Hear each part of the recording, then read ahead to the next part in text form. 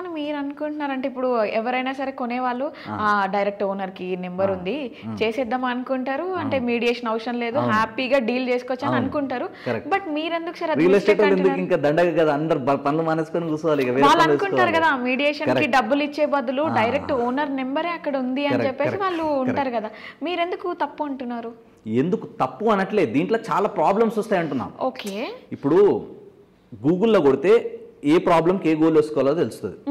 మనం యూట్యూబ్లో చూసి వంటలు చేసుకోవచ్చు, యూట్యూబ్లో చూసి చాలా నాలెడ్జ్ తీసుకోవచ్చు, మంచిదే. కానీ రియాలిటీలో కొన్నిటికి సెట్ అవ్వవు అవి. ఈవెన్ దో నేను ఒక రియల్ ఎస్టేట్ ఎక్స్పర్ట్ 10 ఏళ్ల నుంచి మార్కెట్లో ఉన్న, నేనే 400 వీడియోలు ఉన్నాయి నా యూట్యూబ్లో. నేనే అన్ని విషయాలు చెప్పలే ఎప్పుడు, నేను చెప్పను కూడా. కొన్ని నాకు లిమిట్స్ ఉంటాయి, నాకు కొన్ని బౌండరీస్ ఉంటాయి, నేను అక్కడ వరకే చెప్తా, దాటి పోను. సో అట్లా డైరెక్ట్ ఓనర్ అన్నప్పుడు నీకు అక్కడ గ్రౌండ్ లెవెల్లో నాలెడ్జ్ ఏముందన్నది మీకు ఎట్లా తెలుస్తుంది? దాంట్లో ప్లస్ ఏముంది, మైనస్ ఏముంది, మంచిదా చెడ్డదా, కొనొచ్చా లేదా, అక్కడ ఏమైనా ప్రాబ్లం జరిగిందా, రేపు ఇది అమ్మేసుకొని ఆయన వెళ్ళిపోతాడు. రాత్ గై bath guy Tum cone my cone అంటారు, బాద్ మే కోన్ ఫస్తే వాపే. ఎవరికి తలకాయ నొప్పులు వస్తాయి? ఏజెంట్లు అందరూ చాలా మంది భ్రమ. ఇంకోటి ఏం కల్పిస్తున్నారంటే కొందరు మార్కెట్లో రియల్ ఎస్టేట్ చేసే వాళ్ళందరూ దొంగలే. రియల్ ఎస్టేట్ చేసే వాళ్ళు అందరూ పైసల కోసమే పనిచేస్తారు. అఫ్ కోర్స్ మేము పైసల కోసమే పనిచేస్తాం, మేము సత్రం కాదు, మేము ఫ్రీ చేయం. కానీ మేము ఛార్జ్ చేసేదానికి వాల్యూ యాడ్ చేస్తాం. ఇప్పుడు మీరు ₹1,00,000 పెట్టి ఒక ప్రాపర్టీ కొంటున్నారు, ₹1,00,000 ఒక ఏజెంట్కి కమిషన్ ఇవ్వాలంటే వెనక ముందు ఆలోచిస్తారు. ప్రాబ్లం అక్కడ. ₹1,00,000 ఇవ్వాలా అంటారు, మీరు ₹1,00,000 ఇస్తున్నామని మీరు ఆలోచిస్తున్నారు, ఒకసారి ₹1,00,000 ఇస్తారు.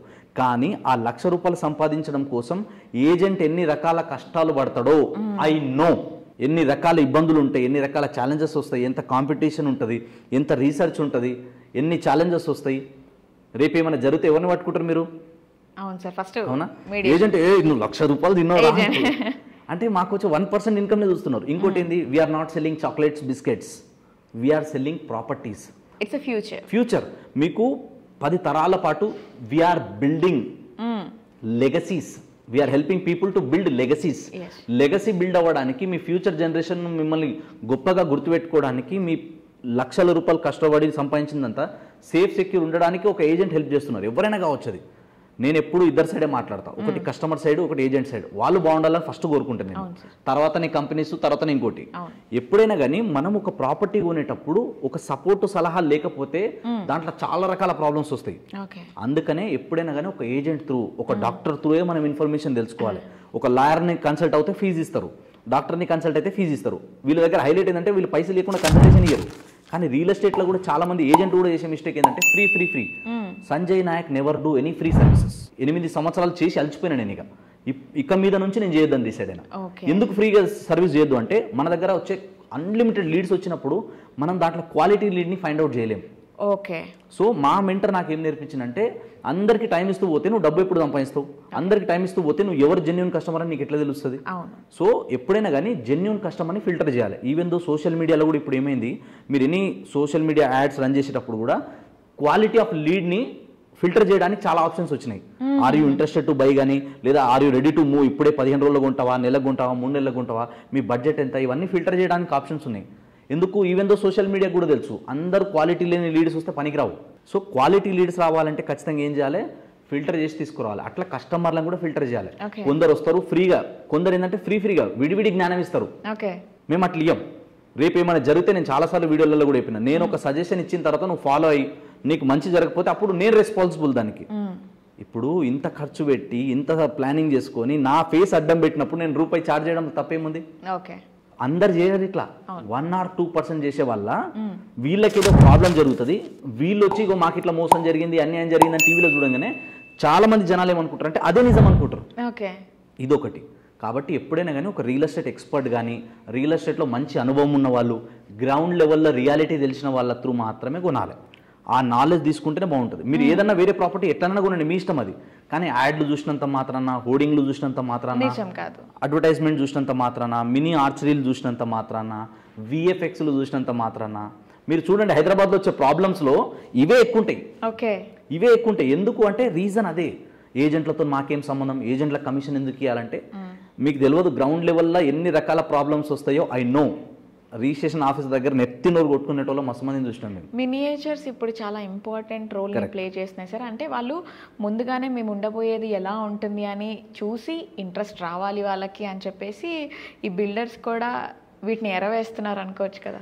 ఒకటి చూపించడంలో, ప్రమోట్ చేయడంలో, పబ్లిసిటీ చేయడంలో తప్పు లేదు. I'm not against that.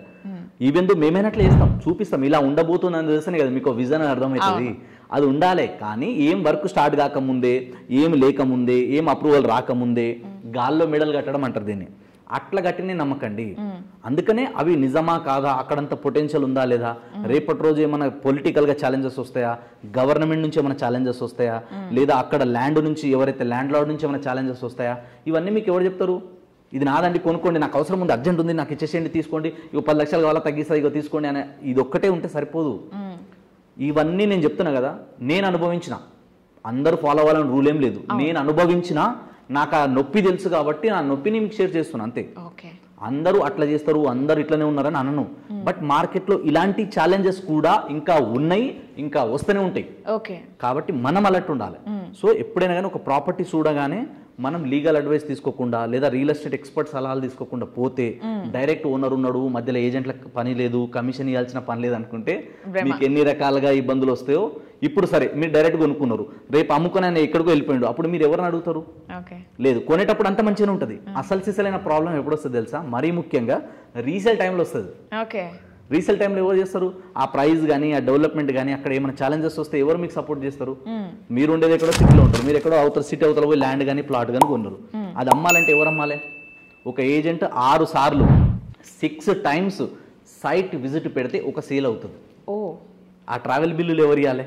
మీరు 1 లక్ష రూపాయలు క్యాలిక్యులేట్ చేసారు కదా, 50,000 ఇవ్వాలా, 1 లక్ష రూపాయలు క్యాలిక్యులేషన్ చేసారు కదా. ఇప్పుడు నేను చెప్తా, 6 సైట్ విజిట్లు అయినాయి, 6 36,000 సైట్ విజిట్ ఓన్లీ ట్రావెల్ ఖర్చు. అది మరి ఫుడ్కి, వాళ్ళ మెయింటెనెన్స్కి, తీసుకోవడానికి, రావడానికి, లీగల్కి, అన్నిటికీ అవి ఎంత ఖర్చులు వస్తాయి? సో ఇవి కొందరు చూడరు, అందరు కాదు, అందరు చాలా మంచోళ్ళు. ఈ మధ్య నేను ఫోన్ చేసిన వాళ్ళల్లా నా కన్సల్టేషన్ ఫీజు కొడతారు. కానీ కొందరు చేసిన మిస్టేక్కి ఈవెన్ నేను మార్కెట్లో ట్రైనింగ్లు ఇస్తుంటా చాలా రియల్ ఎస్టేట్ కంపెనీలకి. సో అక్కడ వచ్చే ఏజెంట్స్కి వచ్చే ప్రాబ్లమ్స్, వాళ్ళు ఫేస్ చేసినవి నాకు చెప్తూ ఉంటారు. కాబట్టి సార్ మీ వాయిస్తో ఇది జనాలకు తెలిస్తే బాగుంటుందని నాకు చెప్పిన విషయమే మీకు చెప్తున్నా.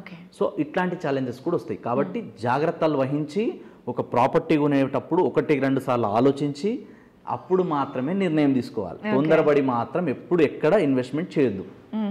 అయితే ఇప్పుడు ఏంటి అంటే సార్, కొంతమంది యాన్సిస్టర్ ప్రాపర్టీస్ కానివ్వండి, వింటేజ్ కలెక్షన్ అన్నట్లు, అంటే ఐటమ్స్లో ఉన్నట్టు ల్యాండ్స్లో, ఇల్లులో, వాటిలో కూడా ఉంటాయి. నేను ఇవి ఎక్కువగా గోదావరి అటు సైడ్ చూడడం జరిగింది. చాలామంది ఇంట్రెస్ట్ చూపిస్తూ ఉంటారు. దేనికి సార్ అంటే ఫేమ్ కోసమా, లేకపోతే అది అమ్మితే ఎక్కువ డబ్బులు వస్తాయి, ఓ వీళ్ళకి ఇది ఉంది అది ఉంది అని చెప్పుకోవడం కోసం అంటారా? Ancestor properties like 50 years 100 years అప్పటి నుంచి వస్తూ ఉంటాయి. మీరు చూసే ఉంటారు వాటిని చాలా అందంగా తీర్చిదిద్దడం కానివ్వండి, దాని మీద ఇంకా ఎక్కువ ఇన్వెస్ట్మెంట్ పెట్టి వాటిని మళ్ళీ రెనోవేట్ చేయడం కానీ చేసి దాన్ని సేల్ చేస్తూ ఉంటారు. సేల్ చేసే టైంలో ఎక్కువ ప్రాఫిట్ ఎక్స్పెక్ట్ చేయొచ్చా?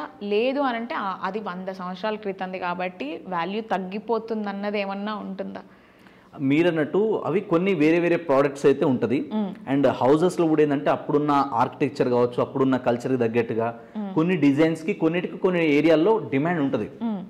సో అట్లా ఇంకొంచెం ఏంటంటే మీరు అన్నట్టుగా ఎమోషన్స్తో ఉంటుంది అది. సో మా తాతల కాలం నుంచి వచ్చిందని చెప్పి కొన్నిసార్లు ఏమవుతుందంటే ఎన్ని కోట్లు ఇచ్చినా ఆ ఎమోషన్ మనం డబ్బుతో కొనలేము, కానీ కొన్ని చాలా అందంగా ఉంటాయి. సో అట్లాంటి వాటికి డిమాండ్ ఎప్పుడు ఉంటుంది. సో దానికి కొనే టార్గెట్ ఆడియన్స్ కంప్లీట్లీ డిఫరెంట్. అంటే ఓన్లీ ల్యాండ్కే డిమాండ్ ఉంటుందంటారా, విత్ హౌస్కి డిమాండ్ ఉంటుందంటారా? ల్యాండ్కి అల్టిమేట్గా డిమాండ్ ఉంటుంది. హౌస్ ఏంటంటే దానికి ఉన్న డిజైన్ కావచ్చు, ఆ క్వాలిటీ కావచ్చు, స్ట్రెంత్ కావచ్చు, ఈ పారామీటర్స్ అన్నీ ఉంటాయి. సో అంటే ఇప్పుడు ఇంకోటి ఏంటంటే ఇప్పుడున్న మోడర్న్ టెక్నాలజీకి అప్పటికి కొంచెం వేరియేషన్స్ ఉంటాయి. సో దానికి దీనికి కంపేర్ చేసినప్పుడు ఆల్రెడీ మనకి ఇది ఈ లైఫ్ ఎంజాయ్ చేసినాం, ఇలాంటి కంఫర్ట్ మనకు ఉంది, సో ఇది కూడా ఎక్స్పీరియన్స్ చేద్దాం అనుకునే వాళ్ళు అట్లాంటి వాటికి వెళ్తారు. అంటే దానికి కూడా కొంచెం కాస్ట్ పరంగా తీసుకున్నా, దాంట్లో వచ్చే ఎమ్యూనిటీస్ పరంగా తీసుకున్నా కొంచెం డిఫరెన్స్ ఉంటాయి. కాబట్టి ఎవరికి నచ్చినట్టుగా వాళ్ళ బడ్జెట్ తగ్గట్టుగా వాళ్ళ రిక్వైర్మెంట్ అది ఉంది, ఎక్స్ప్లోర్ చేద్దాం అనుకునే వాళ్ళు అలాంటివి చూస్తారు. లేదు అంటే కొంచెం డిఫరెంట్గా వెళ్తారు. సో ఈ ప్రాపర్టీసే కొనాలి, ఇది కొనొద్దు, దీనికి డిమాండ్ ఉంటుంది, దీనికి లేదు అనేది ఏముండదు. సో దేని దాని డిఫరెన్స్ ఉంటుంది అనమాట. ప్రోడక్ట్ కావచ్చు, లేదా మనం ప్రాపర్టీస్లలో కూడా అక్కడున్న అట్మాస్ఫియర్ని బేస్ చేసుకుని కూడా ఉంటుంది. సో ఈ చేంజెస్ అనేది ఉంటుంది అనమాట ప్రతి దాంట్లో common. So come to existing నాలా, అది కన్వర్ట్ చేయకుండానే అమ్ముతూ ఉంటారు సార్. వాటిని మనం తీసుకోవడం అన్నది బెస్ట్ ఆప్షన్ అంటారు. ఇప్పుడు అగ్రికల్చర్ ల్యాండ్ అయితే మీకు నాలా కన్వర్షన్ అవసరం లేదు. ఓకే. ఎందుకు అంటే మనం వ్యవసాయం చేసుకోవాలి అక్కడ అనుకున్నప్పుడు నాలాతో పని లేదు. నాలా ఎప్పుడు చేస్తారంటే ఈ వ్యవసాయ భూమిని నేను వ్యవసాయానికి కాకుండా వేరే దానికి వాడతా. ఫర్ ఎగ్జాంపుల్ ఏదైనా కన్స్ట్రక్షన్ పర్పస్ కావచ్చు, ఏదైనా ఇండస్ట్రియల్ పర్పస్ కావచ్చు, ఏదైనా నేను మార్చుకోవాలి, నేను దీన్ని అగ్రికల్చర్కి కాకుండా వేరే దానికి వాడాలి అన్నప్పుడు అప్పుడు మాత్రమే అది నాలా కన్వర్షన్ అవసరం. అది వాడకుండా జస్ట్ మేము ఇప్పుడు అగ్రికల్చర్ కోసమే అనుకుంటే మాత్రం మీకు నాలా కన్వర్షన్ అనేది అవసరం లేదు. కానీ మీరు ఎక్కడైనా ఒక ఫామ్ ల్యాండ్ కానీ లేదా మీరు ఇల్లు కానీ ప్లాట్ కానీ కొనేటప్పుడు అయితే అది ఫర్ ఎగ్జాంపుల్ ఒక 100 కానీ ఒక ఎకరం ఉందనుకోండి. ఫర్ ఎగ్జాంపుల్ ఒక ఎకరంలో ఒక ఫామ్ హౌస్ అమ్ముతున్నారు అంటే దాంట్లో నాలా కన్వర్షన్ అయిందా లేదా, దానికి సంబంధించిన కన్స్ట్రక్షన్కి ఇంత పర్మిషన్ తెచ్చుకున్నారా లేదా, ఇవన్నీ చూసుకోవాలి.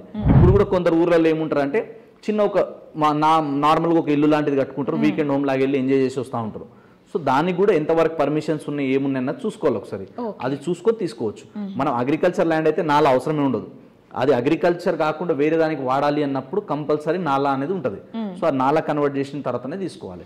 లేదు మనం తీసుకున్నాక చేసుకోవాలంటే దానికి కొంచెం అమౌంట్ ఉంటుంది, అది పే చేస్తే చేసుకోవచ్చు, ప్రాబ్లం ఏం లేదు. సో మీరు అగ్రికల్చర్ ల్యాండ్ అన్నారు కాబట్టి అగ్రికల్చర్ ల్యాండ్స్ని ఇండస్ట్రియల్గా కన్వర్ట్ చేసి అవి సేల్ చేస్తూ ఉంటారు. అది లాకి ఎగెనెస్ట్ అంటారా లేకపోతే ఇట్స్ ఎ రూల్? అయితే దీంట్లో ఏముంటుందంటే జోనింగ్స్ అనేది ఉంటుంది కొన్ని. ఓకే. మనం ఇంతసేపు అందరికి జోన్లు అంటే రెండే తెలుసు, ఒకటి FTL తర్వాత బఫర్ జోన్ అందరికి. అట్లా దీంట్లో కూడా ఏముంటుందంటే కొన్ని urban zones, peri urban zones ఉంటాయి. సో ఈ జోన్లలో కూడా ఏముంటుందంటే మీరు ఇండస్ట్రియల్ ఏరియాలో కనుక ఉంటే గవర్నమెంట్ ఇప్పుడు క్లియర్గా చెప్పింది ఏంటంటే ఇంతకు ముందు మిక్స్డ్ ఉండే, ఇప్పుడు అట్లా మిక్స్డ్ కాకుండా ఇండస్ట్రియల్ ఏరియాలో ఇండస్ట్రీస్ ఉండాలి, రెసిడెన్షియల్ ఏరియాలో రెసిడెన్షియల్ ఉండాలి అని ఉంది. ఇప్పుడు ఇండస్ట్రియల్ ఏరియాకి దగ్గరలో మీది అగ్రికల్చర్ ల్యాండ్ ఉంటే మీరు దాన్ని నాన్ అగ్రికల్చర్గా కన్వర్ట్ చేసుకొని మీరు ఒక ఇండస్ట్రియల్ డెవలప్మెంట్ చేసుకోవచ్చు ఆ లిమిట్స్లో వస్తే. లేదు అది ఇండస్ట్రియల్ ఏరియాలో కాదు, నార్మల్ రెసిడెన్షియల్ ఏరియాకి టౌన్కి దగ్గరగానే ఉంది, కానీ దాంట్లో కొందరు ఏం చేస్తారు, ఇప్పుడు పోల్ట్రీ ఫామ్ లాంటిది పెడతారు, కొందరు ఏదైనా గోడౌన్ లాంటిది పెడతారు, అప్పుడు ఆ నాలా కన్వర్షన్ అవసరం పడుతుంది. సో ఏ పర్పస్ మీద మనం కన్వర్ట్ చేస్తున్నాం, దేనికోసం ఈ ల్యాండ్ని వాడుతున్నాం, యూటిలిటీ ఎందుకు ఇది అన్నప్పుడు అది క్లారిటీ అనేది తీసుకోవాలి. అది పర్మిషన్స్ క్లారిటీగా తీసుకున్నాక అప్పుడు మాత్రమే ముందుకెళ్ళాలి.